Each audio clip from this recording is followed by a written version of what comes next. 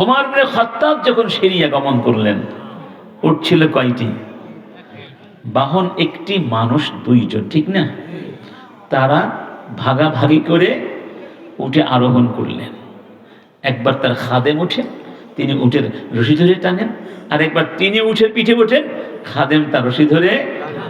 এইভাবে পালা বদল করতে করতে করতে করতে যখন সিরিয়ার উপকণ্ঠে গিয়ে পৌঁছিয়েছিলেন, সিরিয়ার গভর্নর ছিলেন কে?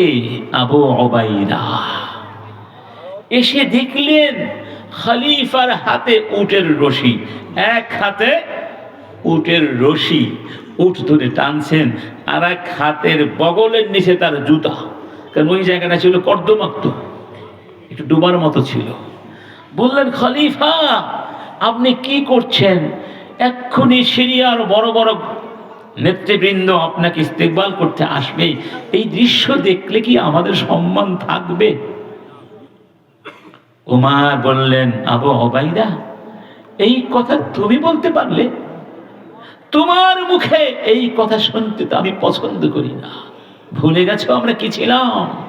লাকাদ আ'আজ্জানাল্লাহু বিল ইসলাম ফামাহামা ইবতাগাইনাল ইজ্জাতা ফি গায়রিহি আযাল্লানাল্লাহ। এই ইসলাম দিয়ে আমাদেরকে আল্লাহ সম্মানিত করেছেন।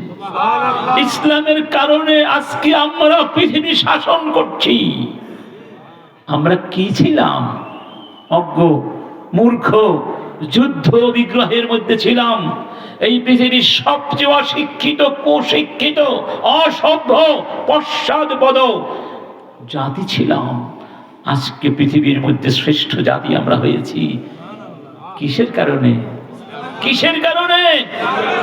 জেনে রেখো, ইসলামকে বাদ দিয়ে তোমরা যত সম্মান খুঁজবে, আল্লাহ তোমাদেরকে লাঞ্ছিত করবেন।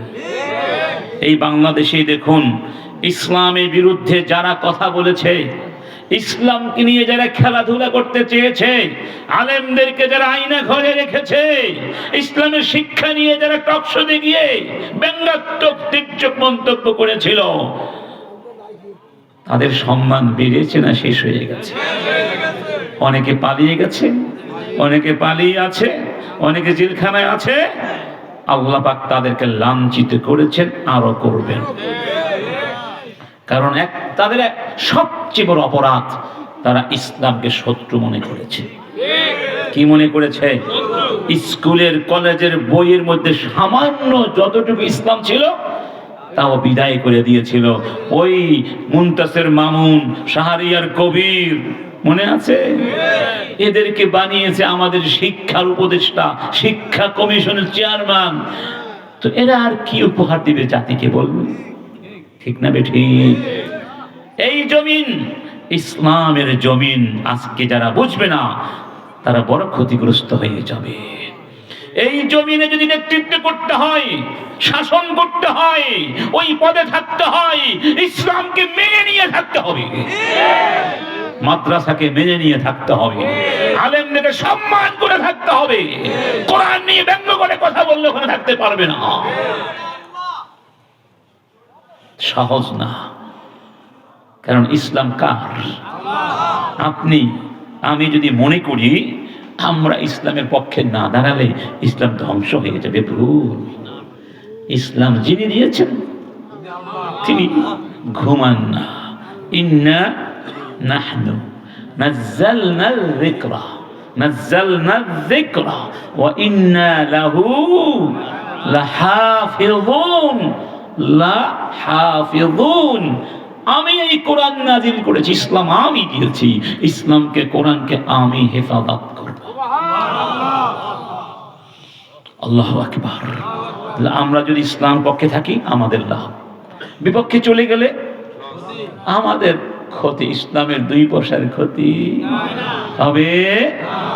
ওয়ালিল্লাহিল ইজ্জাতু ওয়া লিরাসূলিহি ওয়া লিল মুমিনিন ওয়ালাকিন্নাল মুনাফিকিনা লা ইয়ালামুন।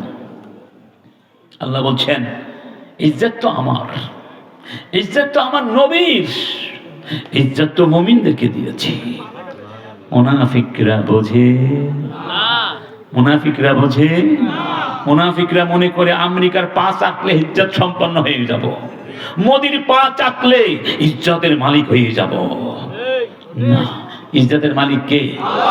ইউইজ্জু মান ইয়াশা ওয়া ইউযিল্লু বিয়াদিহিল, সমস্ত ক্ষমতা কার হাতে? কার হাতে? অতএব এক নাম্বার, ইসলামের যে শ্রেষ্ঠ কিছু নাই, এটাই আমাদের পরিচয়, আলটিমেট পরিচয়। এর চেয়ে কোনো বড় পরিচয় হতে পারে না। ইসলামের পক্ষে এই পরিচয় নিয়ে কারা কারা বাঁচতে রাজি আছেন?